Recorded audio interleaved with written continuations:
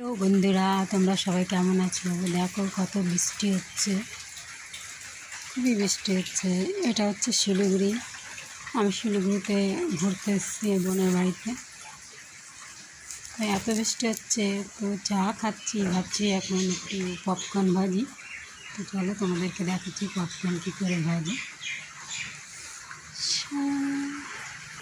এই যে আমি এখন পপকর্ন ভাজবো, কড়াইয়ে তেল দিয়েছি।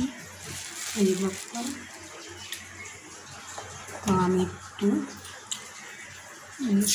লবণ দিয়ে দিলাম। তেল গরম হয়ে গেছে, তো এবার আমি কিছুটা পপকর্নের মধ্যে দিয়ে দিচ্ছি। সবাই কুকারে করে, কুকারে করলে কী হয় যে কুকার পুড়ে যায়, তো মাছতে খুব কষ্ট হয়। তো তোমরা সবাই এভাবে কড়াইয়ে করবো, খুব সুবিধা। যেভাবে একটু গরম হয়েছে তেল, এবার আমি ঢেলে দিলাম। কি আওয়াজ, পপকর্ন ডান্স করছে। এই যে এখন পপকর্নটা হয়ে গেছে, আস্তে আস্তে ঢাকনিটা উঠাই দিচ্ছি। এই যে দেখো, আমি পুরোটাই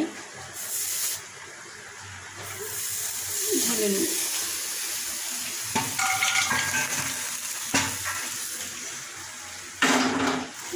দেখো খুব সুন্দর। আবার একটু দিচ্ছি।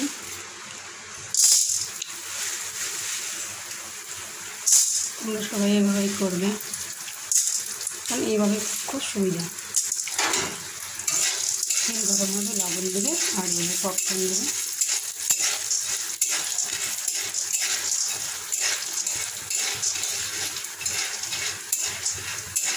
একটু যেই গরম হয়ে আসবে ঢাকা দিয়ে দেবে, নাহলে সব একটা কড়াইয়ে দেখতে পাবে না, সব বাইরে চলে যাবে। একটু জোরে জোরে ফুটবে। স্টার্ট হয়ে গেছে, দেখছে স্টার্ট হয়ে গেছে। এবার আমি ঢেকে দেবো। এবার কড়াইয়ের ভিতরে ডান্স করছে সব। দেখো এবার আমি ঢাকনিটা বসাই দিলাম। এই তখন এটাকে নামিয়ে নিচ্ছি। গরম গরম পপকর্ন খুব সুন্দর ভাজা হয়েছে। তোমরা এভাবেই বানাবে। দেখো, আর বর্ষার দিনে ব্যালকনিতে বসে বৃষ্টির মজা নাও আর পপকর্ন খাও। So beautiful, nicey. Bye bye. আমার পপকর্ন ভাজাটা তোমাদের কেমন লাগলো? যদি ভালো লেগে থাকে তো লাইক, কমেন্ট, শেয়ার করো। Bye bye, bye by.